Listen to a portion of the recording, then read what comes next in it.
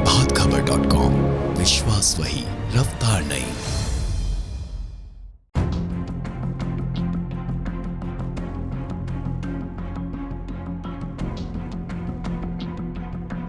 नमस्कार दोस्तों, मेरा नाम है राजेश और आप देख रहे हैं प्रभात खबर।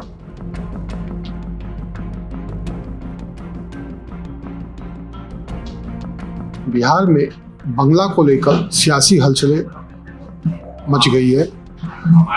तेजस्वी यादव ने बंगला को लेकर आज, बंगला का मतलब चिराग पासवान के 12 जनपद में स्थित बंगला खाली करवाने को लेकर जो केंद्र सरकार की ओर से फैसले लिए गए और जिस तरीके से उन्हें बंगला से बाहर किया गया, उसको लेकर तेजस्वी यादव ने आज सवाल खड़ा किया है। तेजस्वी यादव ने कहा, राम भक्त हनुमान के साथ इस प्रकार की कार्रवाई समझ में नहीं आ रही। उन्होंने कहा, रामविलास पासवान जिनके समर्थन से केंद्र में भाजपा की सरकार बनी और उनके लिए भाजपा के दिल में क्या प्रेम है, यह सब कुछ सामने दिखा। रामविलास पासवान जी अंतिम सांस तक जो है बीजेपी के साथ रहे। चिराग जी ने ये भी कहा था कि हम हनुमान हैं। अब जिस प्रकार का जो व्यवहार हुआ उनके साथ, चलो घर कोई बात नहीं, लेकिन जो असली घर था वो तो छीन लिया बीजेपी के लोगों ने। वो असली घर कौन सा था? चुनाव का सिंबल छिना गया और पार्टी को 2 पार्ट में कर दिया गया। घर में ही आग लगा दी गई। यानी यहाँ तो हनुमान जी की ही घर में आग लगा दिया गया।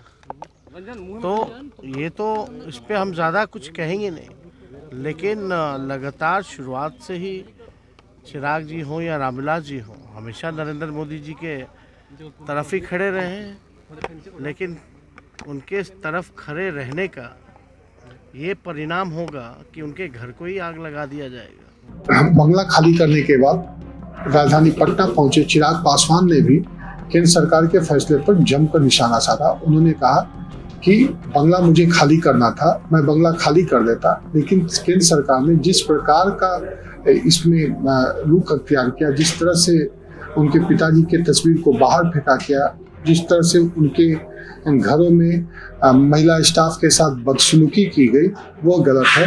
इसके साथ ही साथ उन्होंने अपने चाचा पर भी सवाल किया। क्यों उन्होंने फोन पर दूसरे मंत्री को ये कहा कि बिहार का भविष्य है चिराग, हम लोग को इनके मैटर में हस्तक्षेप नहीं करना चाहिए, मौजूदा परिस्थिति जैसी चल रही है चलते रहने दिया जाना चाहिए।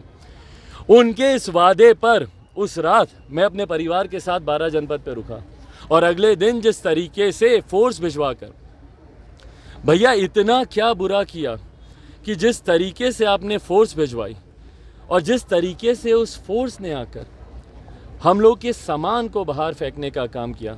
मेरे पिता की तस्वीरों को, मुझे दुख इन बातों का, जो मैंने कहा कि मुझे दुख है, घर मुझे आज नहीं तो कल खाली करना था, कोई दिक्कत नहीं है भैया, मैंने कर दिया। आपने 3 घंटे में मैंने घर खाली किया, मुझे कोई दिक्कत नहीं है उस बात की। पर जिस तरीके से मेरे पिता की तस्वीरों को उठा कर बाहर फेंका गया, जिस व्यक्ति को, रामविलास पासवान को इसी साल आपने पद्म भूषण से सम्मानित किया, उनकी तस्वीरों को उठाकर आपने बाहर फेंक दिया। संविधान के रचयिता डॉक्टर बाबा साहेब भीमराव अंबेडकर की मूर्तियों को उठाकर आपने घर के बाहर फेंका। मेरे पिताजी की नेम प्लेट, ये तस्वीरें आप ही सबके उस पर मैंने देखी हैं, आप ही सबके माध्यम से मेरे पास वो तस्वीरें आई हैं, क्योंकि मैं तो दिन में ही घर से बाहर चला गया था।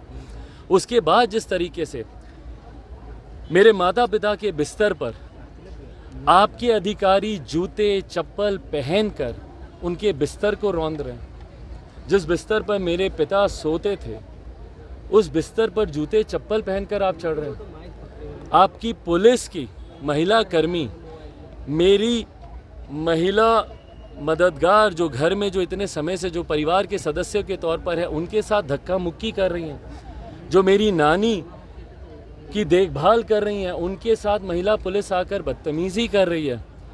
मुझे ये कारण समझ में नहीं आया कि क्यों, जब हम लोग घर खाली करने को तैयार थे तो इस तरीके से घर को खाली करवाने की क्या जरूरत थी, किसके दिशा निर्देश पर?